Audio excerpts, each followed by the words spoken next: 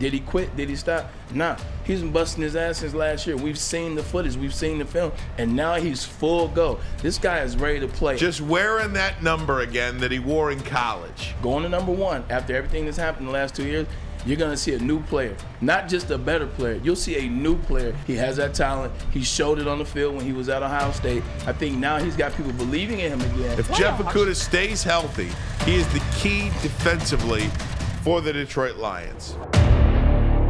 Guys, let's put it up right now. Dan Campbell on Jeff Okudah. I feel like Jeff Okudah is the most intriguing player to me that is not a rookie. Obviously, Jameson Williams, Aiden Hutchinson, we want to see what those players are going to be for the Detroit Lions. We have not seen them in uniform. We haven't seen Jeff Okudah a lot either. However, he is, to me, the most intriguing player on this roster. Here's what Dan Campbell had to say about him.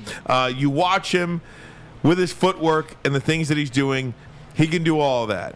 When the time's right to go full speed, we can get him in camp. He'll be ready. He is going to be full speed. He is going to be ready, and he is going to help this team this year.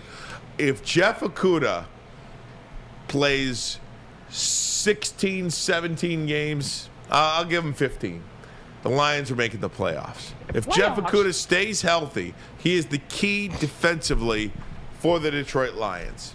And that might be a lot or a big statement or just saying something in the month of July when there's nothing going on. But I am that high on Jeff Okudah this year. So high. I won't say he might be. I won't say that he's necessarily like the key piece, but he's a major piece in that situation. And the reason why is you got a guy now. You have Charles Harris on defensive line. Defensive line. You pay him money this year because it's 7.5 sacks last year. Introduce Aiden Hutchinson this year.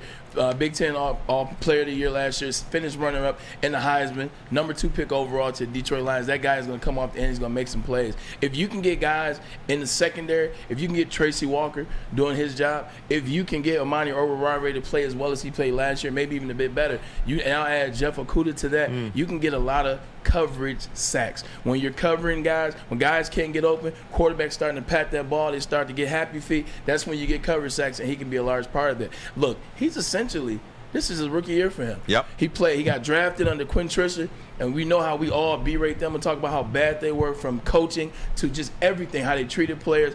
Well, guess what? He got drafted in that regime, and now he gets injured. So now all he's heard and all he's seen is bad coaching, bad management, and then people in the community talking about, oh, he's a bust, he's a bum, he won't live up to that #3. Did he quit? Did he stop? Nah. He's been busting his ass since last year. We've seen the footage. We've seen the film. And now he's full go. This guy is ready to play. And I think it's essentially like having 3 first-round picks when you enter the season this year. That's a great way to look at it. 2022, it's 3 first-round picks.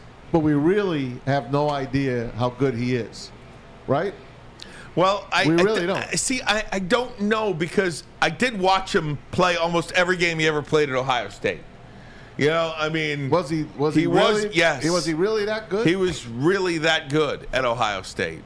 Now, they just beat ass every week, you know, when you're at Ohio State. So you don't really know, because they just pound everybody. It's kind of like, how good are these Georgia guys, right? Yeah, I mean, how good are these Georgia guys going to be in the NFL? Because, you know, when they all play next to each other, they're all great players. They're a team. They're all better than the team they're playing against. They all look way better at Georgia maybe than they'll look individually on an NFL roster.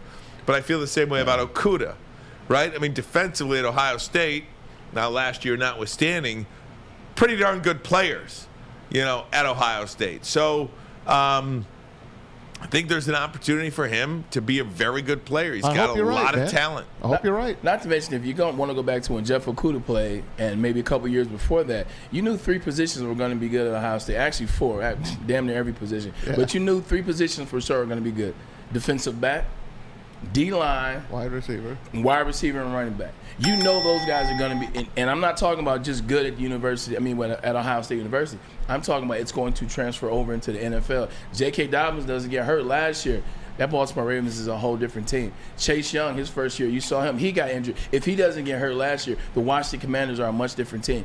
Denzel Ward, the highest paid defensive back in the league, Cleveland Browns last year. He changed the game from the time the word go when he got into Cleveland. I think Jeff Okudah is at a position.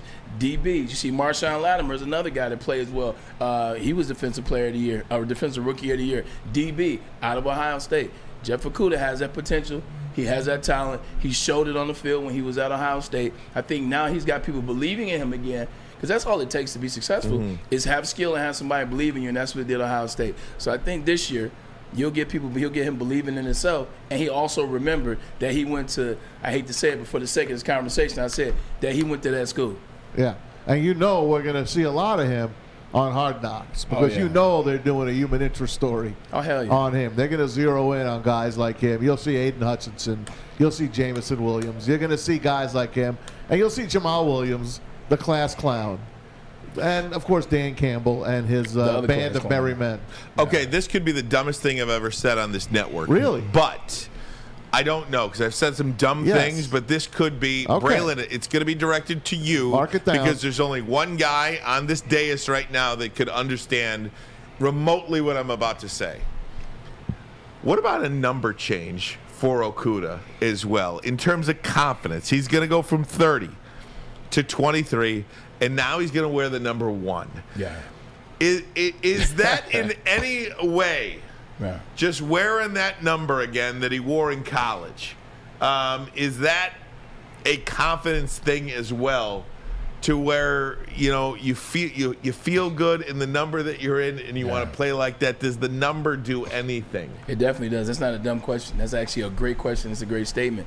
When you change that number, so let's say for me, I changed from 80 to 1 when I was in college. When I went from 80, I went to 1.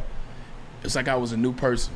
It was like shedding skin for a snake or for a lizard. I shed the skin of number 80 and I turned into number 1. I was refined and I was getting better. And I think that's the same thing for him. He goes from 30 to 23, and now he goes to 1. I'm a new person. I don't want to be the Jeff Okudah that they call a bust. I don't want to be the guy that got injured. I don't want to be the guy that was drafted by Quentin Trisha. I want to be this new guy. I want to be on this new mission, on this new journey. They believe in me. They gave me. They kept me here. A lot of people are getting traded and moved around in the NFL nowadays. I'm talking about after year 1, after year 2. They're moving guys. They didn't move them. They didn't trade him. They didn't try to. They kept him and told him, we believe in you. That goes a long way with a player like Jeff Okudah. So I think going to number 1 after everything that's happened in the last 2 years, you're going to see a new player, not just a better player. You'll see a new player in all regards, because I guarantee you, sitting at home for 2 years, what it also allows you to do, teach you how to study the game, teach you how to refine your position, how to break down film, how to break down wide receivers. What am I looking for when I'm looking at film? He's had nothing but time over the last year and a half to do that. So I think you're going to see a new player, and going to number 1, I think it could help him a lot. That's a tough number, man. Because that's an easy number to lock in on. Yeah. I mean, the coach could say, hey, we're going at 1. We're going at 1. 1 sticks out. Double numbers, you could blend in with a double number. The PA announcer, they can always find number 1. 1's easy to find. You're 100% right about that, man. And that makes it even more important that he did that. He went to the number that they're going to be looking for. He went to that number that when you see 1, I don't care what sport it is. If you see somebody wearing 1. Billups, Mr. Big Shot. And the list goes, you see somebody wearing number 1, you're like, oh, he must be the guy. Yeah. Like whether it's the leader, whether it's the most talented, whether it's whatever it is, you see 1, that's what you think. So the fact that he went to that number, it ain't because it looks sweet. It's because he believes that's who he is. And so, to Ryan's point, this could be a very important year for him and the Detroit Lions. I wish him the best. So, I kind of poo-pooed, the number thing. But I really do believe it is a swagger. Yeah. It is a swagger. I'll tell you, just in my own life, when I wear a new suit on the news, when I have a nice crisp shirt and crisp tie, and my weight is where I want it to be, I guarantee you I'm way better on that broadcast than I am when I look like a slob. or even here, Braylon, when you got that nice tight, and you're all lined up, and your guns are popping out like that. When he dresses for his when he has his high school yearbook look on. Man, you got that high school yearbook photo look when he's got his going. high school yearbook I mean, there is a certain swagger. Teacher. I guess what I'm trying to say is there's a certain performance that goes along with having a certain swagger about you. Yeah. And I do believe the number change will help him get a swagger, along with having a couple of extra years in the league. Yes, he's been riddled with injury. Yes, he has not been the player that I think a lot of people were hoping you'd get at number 3. But, man, personal growth, too. I'm a big Jeff Okudah fan. I think he's going to be a really good player this year, and I think the Detroit Lions and Detroit Lions fans are in for some excitement when it comes to number 1, Jeff Okudah. I think another thing about it too, man, is he wasn't some player that when we drafted, he was Eli Apple and his mother. When they drafted him, man, he was arrogant, and he was loud, and he was boisterous, and he was boisterous, and he did all these things. And then when he got hurt, you could see a guy like, this guy doesn't take it serious. Or this guy, he's all talk, he's all talk. Jeff was always a good kid. Jeff was always a good player. And Jeff was always just quiet. He just got injured. He played for the wrong coach and the wrong GM. Now that same guy has had a year and a half to kind of sit back, watch, observe, work on his Achilles, work on his skill. I think he's already a good kid, and I think he's going to be a damn good player.